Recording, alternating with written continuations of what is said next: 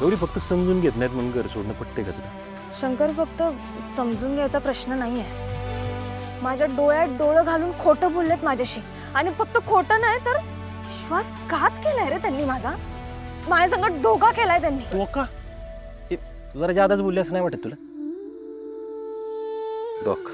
तुला एक गोष्ट सांगू का? मी शाळेत जायचो ना तेव्हाची गोष्ट आहे. माझं गणित जरा कच्चं होतं, सगळ्यांचंच असतं. नॉर्मल विद्यार्थ्यांबद्दल बोलतोय मी, तुझ्यासारखे स्पेशल नाही. तर माझं गणित होतं कच्चं. तर माझा एक दोस्त मला म्हणला शंकर उद्यापासून मी तुला गणित शिकवणार. आपण खुश, म्हणलं गणित शिकवणार. दुसऱ्या दिवशी तो आलाच नाही. मला वाटलं त्यांनी मला दिला धोका. बोलणं टाकलं, दोस्ती तोडली. धोकेबाजी कसली दोस्ती ना, तोडून टाकली दोस्ती. मला 1 वर्षांनी कळलं, ज्या दिवशी तो मला गणित शिकवणार होता ना त्या दिवशी तापाने फणफणला होता तो. आता 1 वर्षांनी कारण कळलं मला, पण तोवर दोस्ती तुटली होती ना. वाईट वाटलं.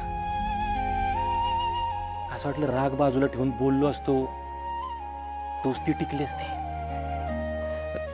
माझ्या दोस्ताकडे जसं कारण होतं तसं तुझ्या घरच्यांकडे पण काहीतरी कारण असेलच की. अरे मग जे कारण आहे ते सांगायला पाहिजे का नको? अगं पण कारण सांगण्यासारखं नसेल तर कसं सांगणार? अरे असं कसं कारण असतं मला न सांगण्यासारखं? ते तू उडकायचं. नाही कारण काय माहिती का, आपल्याला एकदा राग आला ना की आपल्या मेंदूच्या फुजा ताड उडतात. मग समोर चांगलं काय वाईट आपल्याला कळत नाही, दिसत नाही, म्हणून नसेल सांगितलं. शंकर आता गपचूप ऐकूनच घ्यायचं. समोरचं ऐकून घेतोय म्हणून बोलत सुटायचं नाही. ऐकून घ्यायची पण एक लिमिट असते. तुझ्या मेंदूच्या फुजा ताडताड उडल्या की तुला समोरचं कळायचं बंद होतं, दिसायचं बंद होतं. हे मी तुला आता सिद्धच करून दाखवतो. घरच्यांवर रुसून घरातनी बाहेर पडल्यास ना. काय काय आणलंय बॅगेत?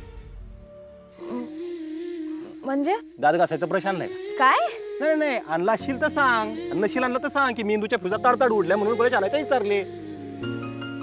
आणलाय? नाही. नाही तू कशाला आणशील म्हणा. तू वाघीनेस.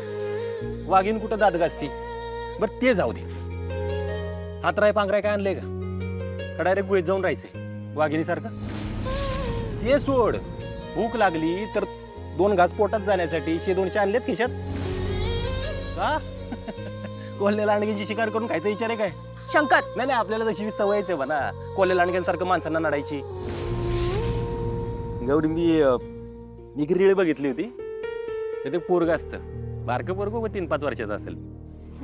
ते आईवर रुसून घर सोडून चाललेलं असतं, बॅग बिग भरून. आता रुसून घरातनी बाहेर तर पडलं, जायचं कुठं तेच कळत नाही त्याला. एवढा हसलं नाही. एवढं पोरग ती पिवळी बॅग घेऊन असं चाललंय. आता आलं का ध्यानात? तुझ्या मेंदूच्या फ्युजा उडाल्या की तुलाच काय कळत नाही. तुझ्या जागी एखादी नॉर्मल पोरगी असती ना, तिने पहिले त्या बॅग मध्ये काय पॅक केलं असतं माहिती का? पावडर, लाली, शॅम्पू, पैसे हे पहिलं पॅक केले असते. पण तेवढी अक्कल तुला नाही. आता तुझा चांगला दोस्त म्हणून मी तुला सगळं तोंडावर सांगितलं, पण आपल्या भडकू लेकीला, भडकू बहिणीला कसं सांगायचं हा प्रश्न घरच्यांना पडला असेल तर? अगं मी तुला आता सांगितलं तर माझ्या भडाकीसच की